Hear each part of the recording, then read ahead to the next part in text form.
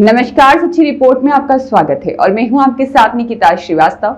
आइए रुक करते हैं तमाम बड़ी खबरों का।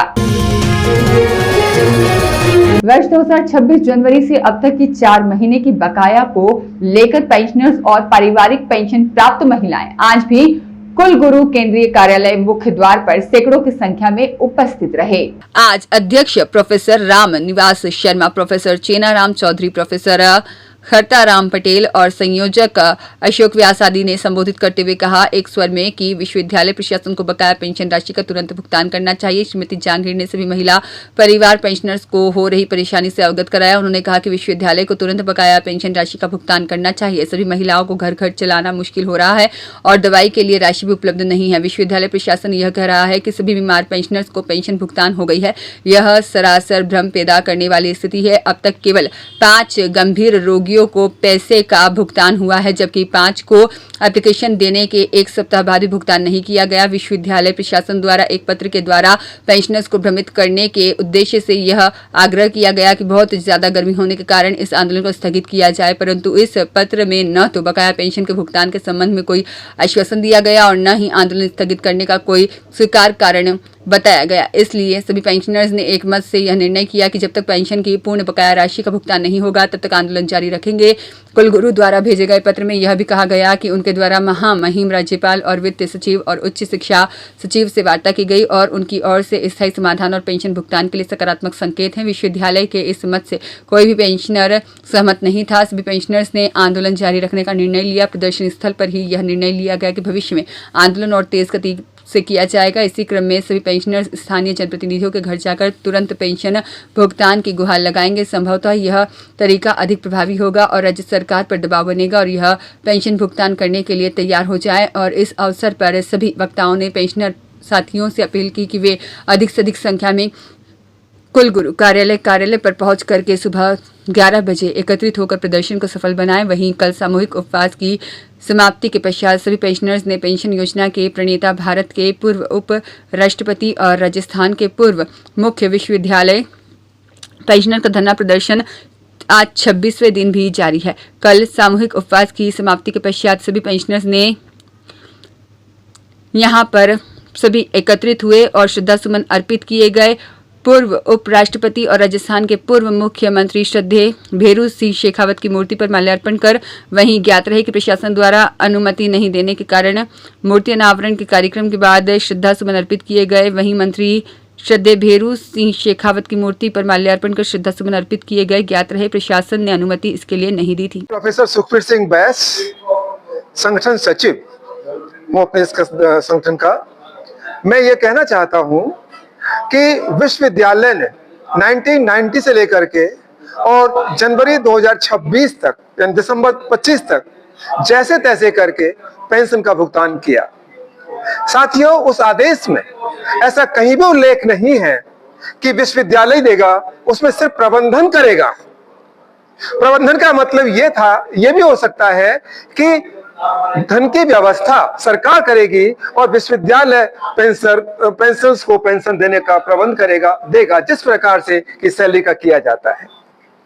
लेकिन बड़े अफसोस की बात है कि सरकार ने एक तरफ अपना पल्लू झाड़ रखा है और दूसरी तरफ विश्वविद्यालय प्रशासन इससे लेकर के अब धीरे धीरे अलग होता चला जा रहा है। वर्तमान कुलगुरु जिस समय आए थे, उनके व्यवहार से हमें एक बार लगा कि शायद ये हमारी समस्या का समाधान कर पाएंगे, लेकिन इन्होंने कुछ समय के बाद ही ऐसा बर्ताव करना प्रारंभ कर दिया जैसे कि हम इस विश्वविद्यालय के हिस्सा नहीं है, हम कोई आतंकवादी हो। मैं समझ नहीं पाता ऐसा क्या हुआ या किस व्यक्ति ने उनको से कान भरे कि इनको ऊपर से सख्ती रखी जाए जिससे कि आगे नहीं बढ़ पाए। हमें अब तक जो सुविधाएं मिल रही थी, हमारे पास कार्यालय था पूर्व कुलपतियों के द्वारा दिया हुआ, हमें लगातार हमारी कार्यकारिणी की बैठकों के लिए गेस्ट हाउस दिया जाता रहा और यहां तक कि पूर्व वाइस चांसलर रामपाल सिंह जी के द्वारा एक आदेश ऐसा दिया गया कि जब कभी भी आपको आवश्यकता हो, आप बिना किसी चार्ज के गेस्ट हाउस अपनी मीटिंग के लिए यूज करते रहेंगे। लेकिन बड़े अफसोस के साथ कहना पड़ रहा है कि वर्तमान कुलगुरु ने आते ही सबसे पहले आदेश क्या निकाले? हमारे कार्यालय को बंद करना। दूसरा, यह कह देना कि गेस्ट हाउस को किसी भी स्थिति में इनकी बैठक के लिए नहीं दिया जाएगा। और तीसरे, हम साल में एक आध बार जब साधारण सभा की बैठक करते थे तो हमें बृहस्पति भवन आज तक निरंतर मिलता रहा। कुलगुरु महोदय ने उस पर पाबंदी लगा दी। मुझे बड़े दुख के साथ कहना पड़ रहा है, यदि कुलगुरु महोदय ने हमारे निवेदन को स्वीकार कर लिया होता और उस दिन हमें ये बृहस्पति भवन दे दिया होता तो यहां कोई बाहर होता ही नहीं। जो दुखद घटना घटित हुई वह घटना कभी घटित नहीं होती। इसके बावजूद भी कुलगुरु महोदय लगातार हम पर आरोप लगाते रहे कि हमने उनको गिरा दिया।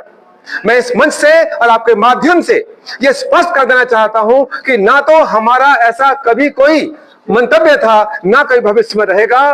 कुलगुरु इस विश्वविद्यालय की शान है, हमारे परिवार के मुखिया हैं। क्या कोई परिवार के मुखिया के साथ ऐसा निकृष्ट व्यवहार करेगा या करने की सोच सकता है? मेरे ख्याल से कोई नहीं सोच सकता। लेकिन पता नहीं कैसे उनके मन में आ गया कि ये मुझे धक्का मारकर गिराया गया। कभी भी ऐसा नहीं कर सकते, कभी ऐसा सोच नहीं सकते। ये वो हमारे कुलगुरु हैं, हमारे परिवार के मुखिया हैं और हम इस विश्वविद्यालय के वो स्तंभ हैं जिन्होंने अपना जीवन इस विद्यालय को सिंचित करने में दे दिया। अगर उनका कोई अपमान होता है, वो अपमान पवन कुमार शर्मा का नहीं, वह अपमान कुलगुरु का नहीं, वह अपमान पूरे विश्वविद्यालय का है, जोधपुर का अपमान है। और हम में से कोई भी हमारा साथी ये कभी भी नहीं चाहेगा कि इस प्रकार की कोई घटना घटित हो।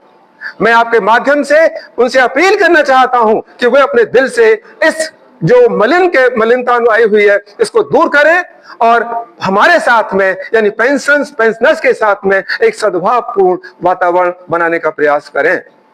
और हमारी जो सुविधा हमको दी गई थी, हमको ही नहीं, आप राज्य सरकार में देख लीजिए, आप पत्रकार हैं, आप जानते हैं कि कलेक्ट्रेट में भी पेंशनर्स को सुविधा दी गई है, उनको ऑफिस दिया गया है बैठक करने के लिए, मिलने के लिए, समस्त सुविधाओं के साथ में। हमारे यहां तो जो था वो भी छीन लिया गया। और यहां तक कि यहां हम जाकर खड़े हो रहे हैं, इसके लिए हमको लगातार पुलिस प्रशासन से और जगह जगह से ये संदेश मिल रहे हैं कि आप यहां से हटा लीजिए, ताकि हम हटा देंगे। कहां जाएं? क्या सड़कों पे जाएं? जहां हमने पूरा जीवन व्यतीत कर दिया, अगर हमें वहां पर आकर अपनी बात कहने का भी अधिकार नहीं है तो हमारा जीवन भी बेकार है, लानत है हमारे जीवन पर, और हम ऐसा कभी नहीं होने देंगे। आपका परिचय? मैं प्रोफेसर सुखबीर सिंह बैस, संगठन सचिव। सोसाइटी के तत्वाधान में आज 26 दिन से हम प्रदर्शन और धरना पर बैठे हुए हैं। प्रतिदिन ऐसी गर्मी में पेंशन जैसी समस्या को लेकर के, जो कि कोई मांग नहीं है, ये एक विश्वविद्यालय का दायित्व है कि जो सेवा से सेवानिवृत्त हुए हैं उन्हें पेंशन मिलनी चाहिए। आज 4 माह से भी अधिक का समय बीत गया, लेकिन विश्वविद्यालय का प्रशासन पिछले लंबे समय से पेंशन का भुगतान नहीं कर रहा है, जिससे हमारा आम जनजीवन जो है वो इससे प्रभावित हो रहा है। हमारे घरों के खर्चे नहीं चल पा रहे हैं। किस प्रकार से इस जीवन में हम हमारे बिना धन के किस प्रकार से घर का खर्च चला रहे हैं, ये बड़े शर्म की बात है विश्वविद्यालय प्रशासन के लिए। क्योंकि विश्वविद्यालय प्रशासन ने जब हमें पीपीओ जारी किया तो हम आश्वस्त थे कि हमारी जो वेतन बंद हुआ है तो हमें अमुक तारीख को हमारी पेंशन मिलेगी। 1-1 राजस्थान सरकार का स्पष्ट आदेश है कि विश्वविद्यालय के कर्मचारियों पर पेंशन की व्यवस्था आवश्यक रूप से लागू की जाए। मैं तो ये भी कहूंगा कि उस आदेश की धज्जियां उड़ाई जा रही है। शर्म आनी चाहिए विश्वविद्यालय प्रशासन को। और इस मंच के माध्यम से आगाह करता हूं राजस्थान की सरकार को कि समय रहते अगर हमारी इस मांग पर कोई सकारात्मक निर्णय नहीं लिया तो आज 26 दिन हुए हैं, इस आंदोलन को और उग्र करेंगे और उग्र करके जोधपुर की सड़कों पर और जहां जहां हमें लगेगा कि हमारी इस मांग को मनवाने का जहां प्रयास किया जाएगा या जहां हमें सोच मिलेगी कि यहां हमारी समस्या का समाधान हो सकता है, वहां जाकर के हम हमारे आंदोलन को करेंगे। जय संगठन। धन्यवाद।